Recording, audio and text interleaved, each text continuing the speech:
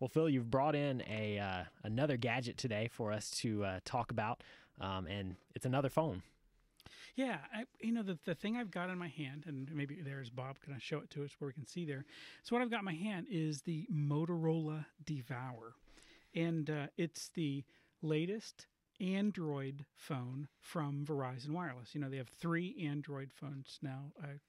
This is the third one. So the first one was the Motorola Droid, then there's the HTC Aris Droid, and then now there's the Motorola Devour. Neat little phone. It's a nice looking phone, and it has the display that's, I guess it's a touch screen display. Yeah, so it's got a touch screen display, so people are certainly getting used to that now, right? The idea that I can pull it up and swoosh my fingers across it and make things happen on the phone. That's pretty cool. And then it also has the display slides out to expose a full keyboard, QWERTY keyboard. Yeah, so it lays out like that. In fact, if you can see the phone right here, you've got the full keyboard that you can lay out and sit there and use it with your thumbs. But the display is a little smaller than on some of the other phones, but there's a lot of stuff on it. And that's one of the things I really like about the phone. So this is a new phone running on another phone running on the Android platform. What's different about this one and the Droid that everybody is familiar with? And it really is a different phone. Let me talk about it from a couple of different things. First of all, let me just hold them side by side so you can see.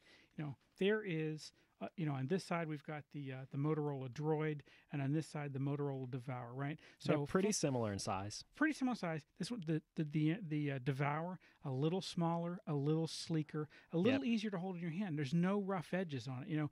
There's a sort of stair step effect, if you will, on the Droid.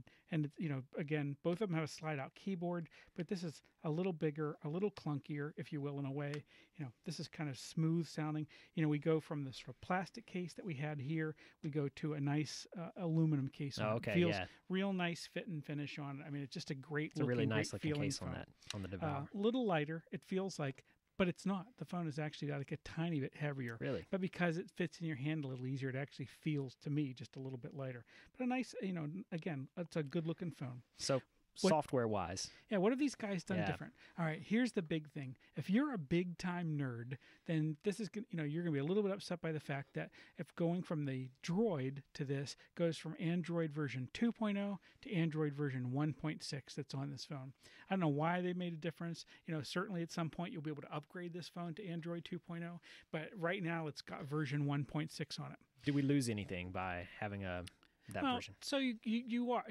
You've not got the latest and greatest of everything. This phone, in fact, I don't know if it will ever be able to be upgraded to multi-touch. They're certainly going to upgrade this one to multi-touch at some point. So you're going to lose a few things like that. Other things that we see from a physical standpoint, it's got a camera on it. The camera's not quite as capable on it. It's a lower megapixel, that kind of thing. But the pluses on it are really kind of interesting. One of which is the phone is built around social networking from the very beginning. So what we've got on here is we've got Facebook loaded on it and Twitter loaded on it, and you just simply configure it and stick it on. But here is what I think is the real secret sauce of it, and it's the fact that it's this, what they call the Motorola Blur platform. The phone can largely be configured and loaded from a website.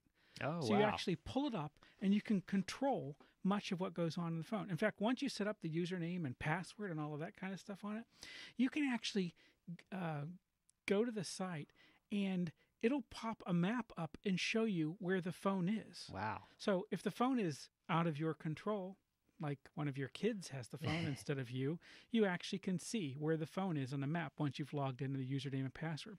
Here's another thing. If you should become separated from the phone in a way that concerns you, that worries you, maybe someone stole it or maybe I'm not going to get it back, if you've set it up in advance, you can, with one button, wipe it out. Just wipe all of your personal data off of the phone, and it just becomes inert on the other end. It's really interesting. It's a real security feature. That's something you can do with the iPhone 3GS, but so I guess this is the first time we're seeing it in an Android phone. Yeah, well, and I think, again, that's specific to the Blur platform. But, again, I thought the whole setup was kind of a nice feature. To me, if I'm looking at the two of these, as a super high-tech nerd, a guy who's got to have the hardest to use and the coolest of everything, it's right? The Droid. I'm on the Droid, right? But if I'm saying, look, I want to be as cool as Phil, but I want something that's a little easier to deal with, I'm probably going to go with a Devour. So would folks who decide on the Devour, would they really be losing much that they would miss if by going with the Devour over the Droid?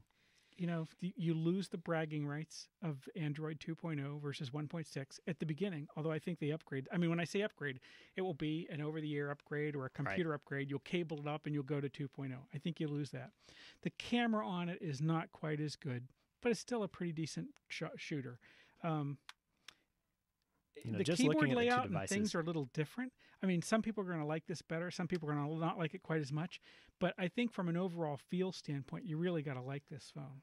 Yeah, just looking at the two devices, I really like the, you mentioned the aluminum case on that. It's got a really nice polished look to it. So and a nice little snick to it, you know. I mean, yeah, it opens up, closes. It feels good. I mean, it's a nice looking, good feeling phone. And what they've done with the interface here, and you probably can't see this on the screen, but they've actually got 5 different panels, and so I can brush my finger across and see 5 different control panels on the front. You know, and then of course there's the big.